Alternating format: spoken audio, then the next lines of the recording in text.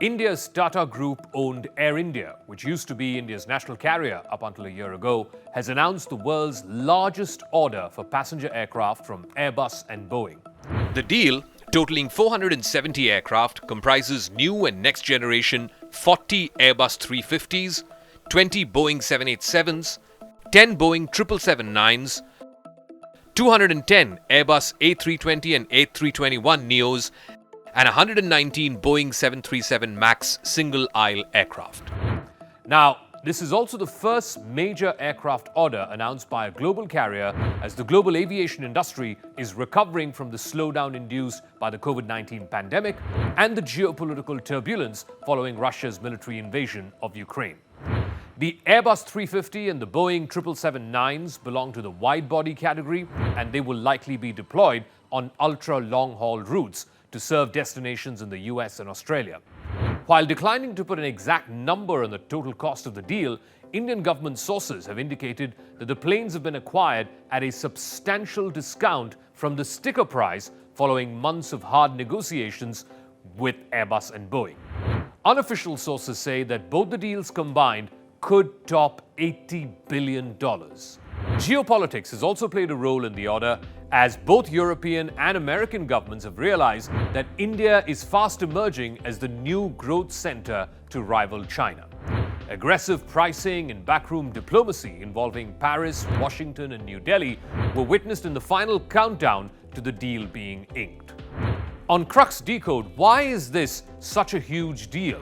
Why are Western countries now cozying up to India as possibly not just a strategic ally, but also one of the biggest markets for Western products and services?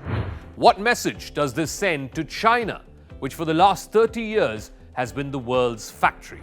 Can India be a counterweight to China both militarily and commercially?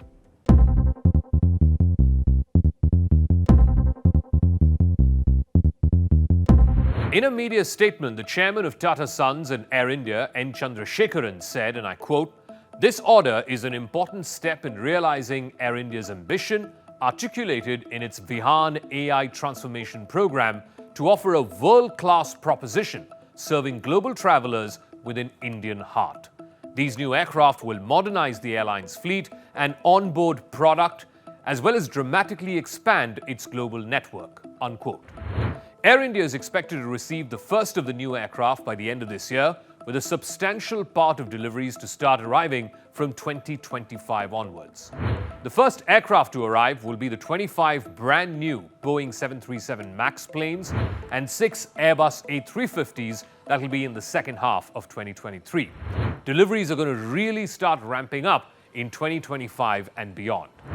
Even after significant expected discounts, this deal is worth tens of billions of dollars, and it comes at a volatile time for aeroplane manufacturers. Their jets are once again in demand after the pandemic, but the airline industry itself is facing mounting industrial as well as environmental pressures. It is important for the industry because, given the recent turbulence in the Chinese market, the alternative growth market happens to be only India. There could not have been a clearer sign that this multi-billion-dollar deal is Western countries putting their money behind India to emerge as a potential rival to China.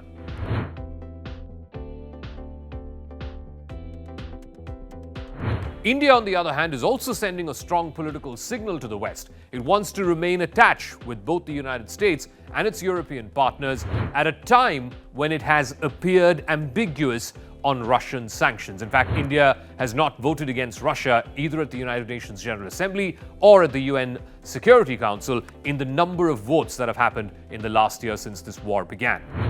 By splitting the orders almost by half to European manufacturer Airbus and the other half to the American manufacturer Boeing, India is also signaling that it wants to keep its allies on either side of the Atlantic happy. The previous biggest orders in the past decade were placed by Chinese airlines. In 2017, China's Southern Airlines ordered 20 Airbus A350-900s that had a list price of a little over $6 billion.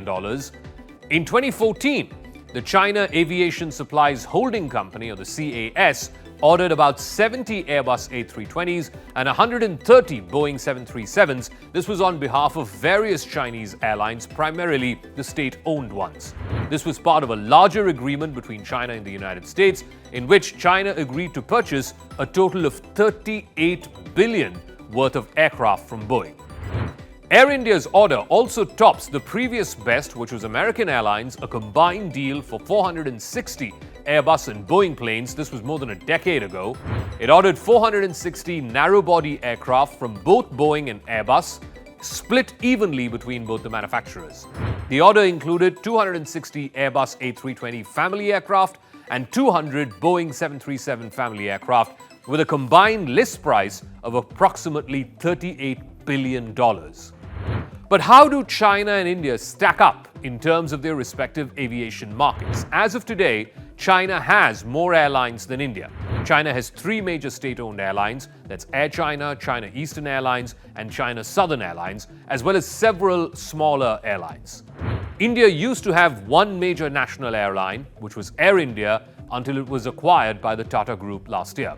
There are around 20-odd airlines operating in India. Other than Air India, there is, of course, private airlines like Indigo, SpiceJet, GoAir, Vistara, and AirAsia, among others. China has over 200 commercial airports, including several major international hubs like Beijing and Shanghai. India, too, has over 150 commercial airports, including several major international hubs like Delhi and Mumbai airports. China has a higher domestic and international passenger traffic, at least until the pandemic struck. In 2019, China had approximately 600 million domestic and 150 million international passengers, while India had approximately 150 million domestic and 70 million international passengers. But then the pandemic happened, and the Chinese aviation market has been struggling ever since. It has taken far longer for China to bounce back compared to India. While in India the number of passengers has come back to pre-pandemic levels, China has just seen a slight bump in the recent Spring Festival holidays, but it is nowhere close to its 2019 levels. So this is the reason why Western countries like the US, France, and Britain are backing India to overtake China as the world's biggest aviation market. Another interesting aspect of this deal is regarding the engines which power this aircraft. While the A350 aircrafts will come fitted with engines from Rolls-Royce, the British manufacturer, the B777s and the 787s will be utilizing engines from the American company GE Aerospace. And all the single-aisle aircraft will be equipped with CFM engines.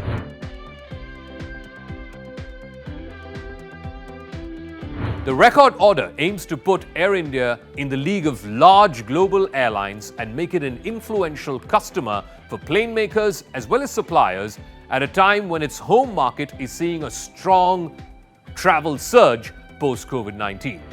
It also reflects a strategy to recapture a solid share of trips between India's diaspora population and cities like New Delhi and Mumbai. Those routes, which are heavy traffic routes, are currently dominated by foreign rivals like Emirates and even British Airways and American Airlines. It will also put Air India on a stronger footing to compete with domestic rivals like Indigo, which has the majority share of the Indian market. It also has a very strong position in regional flights. Air India was launched way back in 1932 by the legendary chairman of the Tata Group, J.R.D. Tata. He was an aviation buff himself. He was a certified pilot. The company was then nationalized by the Indian government in the 1950s. J.R.D. Tata was retained on the Air India board until he was removed by late Prime Minister Morarji Desai. This was the Janata Party government in February of 1978. In January of 2022, Air India, after 50 long years, returned to the Tata fold in what was described by several commentators and analysts as a watershed moment. A moment where the government signaled in absolutely unequivocal terms its plans to divest not just Air India but other publicly held companies as well. Today, the Maharaja, which is Air India's mascot, is hoping to show that it is the king of global aviation, a notch or two above the Chinese dragon.